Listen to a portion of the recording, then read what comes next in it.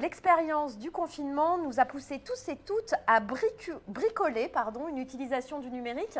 Et ce terme bricoler, c'est vous qui l'employez. Qu'est-ce que vous voulez dire par là? Ou en tout cas, qu'est-ce que vous en pensez? Et peut-on se contenter de cette forme de bricolage au passage? Non, moi, ce qui me fait d'abord, c'est qu'on a eu trois numériques qui ont eu trois destins différents. D'un certain point de vue, ce confinement, c'est quand même une blessure narcissique pour le numérique arrogant. Les gens qui disaient c'est tout plaît avec le big data, la blockchain, l'IA, bon, ils se sont rappelés qu'on avait besoin de masques, d'infirmières, de services publics, de guichets ouverts, de transport, et que le monde a quand même une épaisseur de réel, et c'est très bien. Ensuite, le numérique qui avait trouvé ces marques, qui avaient des usages, et notamment les visioconférences, les outils de travail collaboratif, les messageries instantanées, bah, il a explosé, vous le savez. Il y a notamment une boîte célèbre, le fondateur de Zoom, il est rentré en 3 mois dans les 100 plus grandes fortunes du monde, même si on pourrait parler de qualité inquiétante de sa solution logicielle. Et moi, j'ai été très frappé de voir qu'il y a un numérique invisible et humble, celui des solidarités de quartier, des familles, des familles qui ont eu il y a plein de familles qui ont inventé des visios avec les grands-parents une fois par semaine, etc., qui s'est révélé invisible mais indispensable et qui s'est insinué comme ça dans nos existences, et l'accès à la culture aussi pendant cette période de confinement. Et je crois que ça a été la révélation aussi du numérique facteur de lien social. Mais évidemment, tout ça s'est fait dans la plus grande improvisation.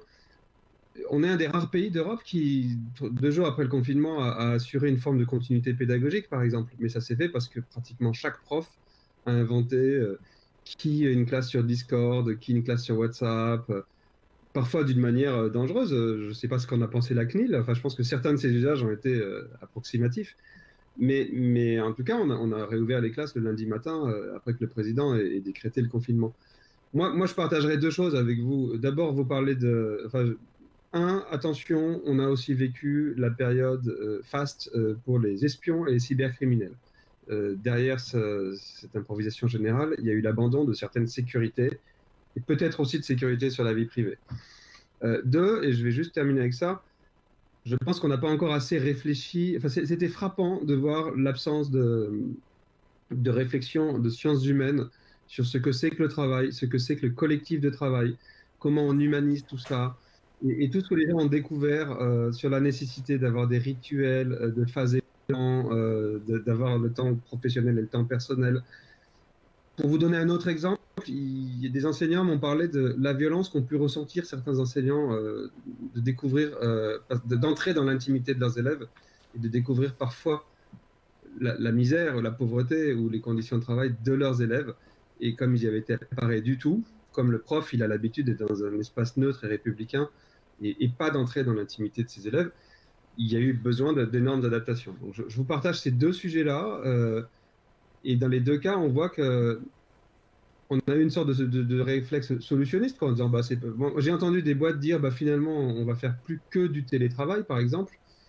Il y a eu une faiblesse de la pensée, oui, de sciences humaines, une superficialité des réactions qui est fascinante. Mais je crois que tout le monde a compris justement que ça ne marche pas comme ça, qu'il faut gérer, par exemple, l'inclusion des nouveaux, par exemple, ce qui fait qu'une équipe se sent comme un collectif, qu'il faut gérer les temps de solennité, les temps de décision, les temps de débat, les temps d'intimité, etc. Et qui nous manque visiblement des connaissances et de la réflexion et du travail sur cette dimension-là du problème. Merci beaucoup Henri Verdier, et merci pour votre participation ce matin à Numérique en commun. Alors on a le plaisir d'accueillir Marc-Éric Bobillier-Chaumont. Marc-Éric, bonjour. Vous êtes, Marc-Éric, professeur au CNAM, et vous êtes chercheur titulaire de la chaire en psychologie du travail. Vous travaillez sur les conditions de travail en lien avec le développement du numérique. Alors, Marc-Éric, pourquoi est-il nécessaire d'être vigilant avec les conditions de travail alors que la transformation numérique se généralise dans toutes les organisations? Oui, alors merci d'abord pour votre accueil et puis pour l'organisation de cet événement. Alors peut-être pour réagir à ce que vient de dire M. Verdier, heureusement il y a des travaux faits par les sciences humaines et sociales justement sur ces questions de digitalisation, d'accompagnement, de compréhension de ces transformations digitales pour mieux justement les accompagner et soutenir leur développement qui soit au profit non seulement de l'activité des utilisateurs, mais dans une certaine performance organisationnelle, puisque l'un ne va pas sans l'autre. Donc, que ce soit des psychologues du travail, des ergonomes, des sociologues, des anthropologues, il y a plein de personnes qui réfléchissent sur ces questions et qui tâchent un petit peu de comprendre effectivement quelles sont à la fois les incidences actuelles, mais aussi de prospecter les usages et les incidences possibles des technologies qui arrivent pour essayer de co-construire avec les différents utilisateurs, les différents acteurs également des solutions qui soient adapté, compatible avec les capacités, les possibilités de développement et puis aussi les projets des organisations. Voilà, ça c'était une petite aparté, mais je crois que c'est intéressant pour montrer que aussi les sciences humaines, comme vous l'évoquiez, ont aussi à mon avis, des choses à dire et à faire avec les concepteurs, avec les développeurs, avec les décideurs sur ces questions-là, mais plutôt en amont, en conception et pas plutôt en correction, puisque souvent on nous appelle après coup. Alors justement, j'en viens à votre question sur l'idée des conditions de travail. Pourquoi il est important de s'intéresser aux conditions de travail? Puisque les technologies, elles participent aux conditions de réalisation du travail, ou elles empêchent aussi les bonnes conditions de réalisation du travail. Donc, de ce fait, elles participent à la qualité du travail, qui est important, puisque chacun aspire à bien travailler, à bien faire son travail, à s'accomplir dans son activité et à se faire reconnaître par rapport à ce qu'il fait. Et puis, ils participent aussi à la qualité de vie au travail, puisque ce sont toutes les conditions qui viennent soutenir aussi cette réalisation du travail. On parlait des collectifs du travail, on parlait du management à distance, on parlait des environnements de travail, puisque de plus en plus, les espaces de travail aussi sont impactés par ces transformations liées au changement technologique, avec les travailleurs nomades et les autres travailleurs. Donc on voit que ça agit. Donc les technologies, elles ont un rôle très important dans la manière dont je peux réaliser ce travail, dont je peux me réaliser au travers de ce travail. Ou m'empêcher de me réaliser dans ce travail. Et donc, moi j'ai pour habitude de décliner en trois rôles ou fonctions des technologies justement dans ces conditions, ce que j'appelle les technologies, vous l'avez dit, capacitantes, habilitantes ou suppletives, c'est-à-dire qui renforcent la capacité du salarié, qui lui permettent d'exercer un bon travail, un beau travail et un meilleur travail. Alors le bon, c'est le sens du travail, c'est-à-dire que encore une fois, ça répond à des critères de qualité. Mes critères de qualité, la façon dont j'aspire à faire ce travail sont des règles de métier que j'ai apprises et qui, effectivement, me permettent de supporter aussi peut-être les excès du travail, puisque j'ai l'impression, encore une fois, de m'accomplir dans ce travail. Donc, finalement, peut-être j'ai beaucoup de travail, mais je le fais de façon acceptable. J'ai la capacité aussi d'agir sur mon travail. Et ça a du sens pour moi. Or, l'outil, peut-être, peut venir bloquer cette capacité d'expression, cette capacité d'intervention dans le travail.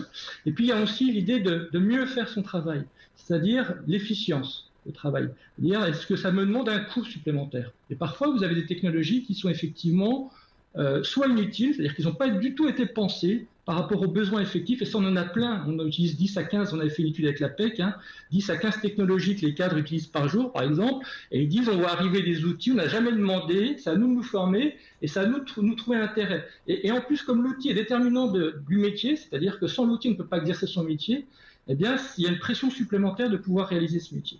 Donc, du coup, la technologie, elle peut être un très bon partenaire dès lors qu'elle est pensée, dès lors qu'elle est conçue, dès lors qu'elle a un rôle où finalement on laisse aussi à l'individu le cœur du métier et il ne dépossède pas des savoir-faire. Il y a une deuxième type de technologie, c'est les technologies dites substitutives. Alors là, c'est ce qu'on voit arriver de plus en plus dans les organisations avec, on parlait de l'intelligence artificielle, mais pas seulement, c'est-à-dire on peut avoir des outils de workflow, on peut avoir des outils un peu automatisés, dans l'idée de déposséder l'individu partiellement ou totalement pour donner la main à l'outil. Pourquoi? Parce que l'organisation peut reprendre la main sur le travail et peut voir aussi ce qui se passe dans des activités qui étaient plus invisibles, plus discrètes. On le voit par exemple dans le télétravail. Qu'est-ce qui se passe actuellement? C'est qu'on a des doctorants qui travaillent dans des sociétés ou justement qui font de la transformation digitale et ils ont des grosses demandes pour équiper les entreprises de logiciels de contrôle, d'évaluation.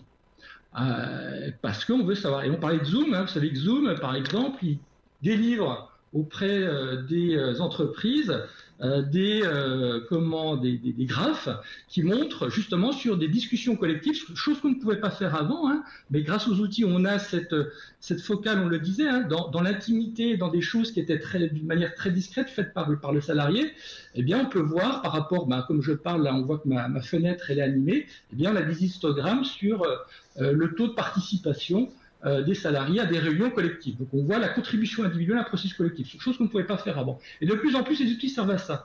Donc à tracer, à contrôler et à déterminer, à cadrer le travail et à voir si le travail a bien été fait. Ce qu'on appelle le système infonormatif, hein, c'est-à-dire qui détermine le travail à faire et qui est capable d'évaluer le travail qui est fait. Et donc encore une fois, ça limite les marges de manœuvre, ça m'empêche de faire un travail et ça empêche ma créativité. Or la créativité, l'innovation, le renouvellement de ses capacités, c'est quelque chose qui est essentiel dans l'exercice d'un travail dans lequel je m'épanouis. Et ça, l'outil, il peut effectivement m'empêcher de m'accomplir et de se développer. Donc ça, c'est ce que j'appellerais des technologies substitutives. Et donc, il faut bien penser... Oui, pardon. Et dernière chose, c'est des technologies palliatives. Ce sont des technologies qui viennent compenser finalement des pertes, des fragilités de personnes, alors qui peuvent venir d'un handicap, d'une difficulté aussi liée professionnelle, de la fragilité qu'on va acquérir aussi liée à la longévité professionnelle. Et donc les technologies viennent soutenir, enfin, viennent pallier ces dégradations.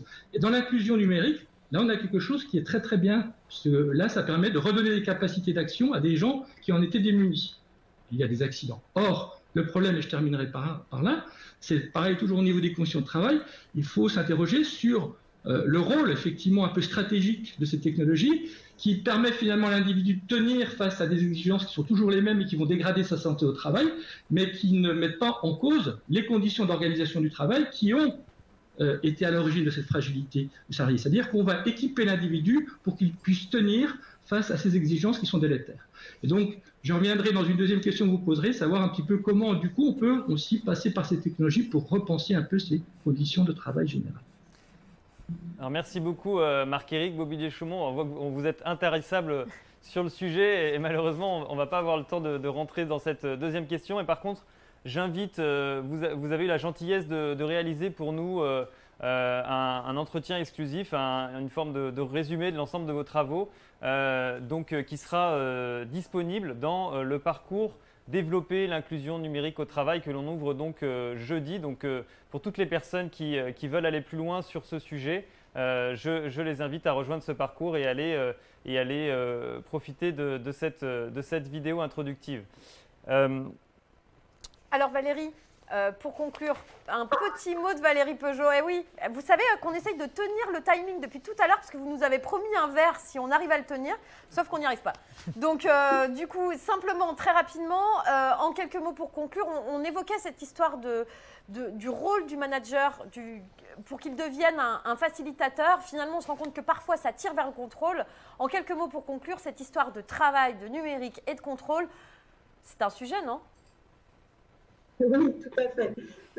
D'abord, ça me ramène un peu à une interpellation d'Henri Verdier qui demandait ce que faisait la CNIL en temps de Covid sur ces questions d'usage des outils à distance, parce que j'ai une autre casquette aussi, je suis membre du collège des commissaires de la CNIL. Donc effectivement, nous, côté CNIL, on a été très en alerte sur ces usages. Il y a un membre du conseil de prospective de la CNIL qui a dit à l'occasion du confinement, on a tous déménagé aux États-Unis. Pourquoi ? Parce qu'on s'est tous mis à utiliser des outils américains sur étagère, parce que voilà, les professeurs, les outils qui étaient mis à disposition par l'éducation nationale de guet saturaient, donc du coup ils se sont déplacés là où sont leurs élèves par exemple. Et de la même chose sur le télétravail, on a utilisé Zoom dans de nombreuses entreprises parce que c'est l'outil que les gens maîtrisaient le plus facilement sans se poser nécessairement la question de la sécurité. Donc nous, côté CNIL, on a été très attentifs à cette question de sécurité des outils et on réfléchit à la mise en place par exemple, de processus de certification pour tout ce qui est télémédecine, qui est un autre champ. On a parlé de l'école et du travail, mais la médecine a été aussi un des grands champs chamboulés par le confinement. Et puis, on a été particulièrement attentif aux logiques de surveillance parce qu'on a vu effectivement un certain nombre d'entreprises utiliser des outils qui permettent de vérifier, demander à leurs salariés d'allumer en permanence leur webcam ou utiliser des outils qui surveillent l'activité du clavier. Bref, toute une panoplie d'outils de surveillance à distance qui sont non seulement attentatoires à nos libertés de salariés, mais en plus qui dénotent une résurgence d'une culture du contrôle qui paraît assez anachronique aujourd'hui. C'est-à-dire qu'on parle, d'un côté, on a un grand discours qui se déploie dans les entreprises sur l'autonomie, la capacitation. J'y reviendrai parce que je suis très critique sur cette utilisation du terme capacitation dans l'entreprise. Et de l'autre, en fait, dès que justement le contexte crée les occasions d'une plus grande autonomie, on peut dire que le télétravail en confinement était un booster d'autonomie. Et bien tout à coup, on revient chasser le naturel, il revient au galop et les managers remettent en place les outils qui vont leur permettre d'être dans le contrôle. Donc, ça a été un double révélateur et je pense qu'il va falloir retravailler ces questions-là à l'avenir de façon peut-être plus posée, en choisissant des outils. Et je ne peux qu'abonder dans ce qu'a dit Henri Verdier tout à l'heure, c'est-à-dire ne pas simplement se dire « super, on a mis des outils collaboratifs en place, donc génial, on a recréé du collectif ». Non, il ne suffit pas d'avoir des outils collaboratifs, aussi puissants et intéressants soient-ils. Il faut repenser tout ce qui va autour pour recréer du collectif au travail, toutes ces interstices, ces petites choses qu'on a quand on est en présence dans un bureau et qui disparaissent avec le distanciel. Et ça, il y a encore un travail considérable à mettre en place pour imaginer ce collectif au travail du futur dans un monde hyper numérisé.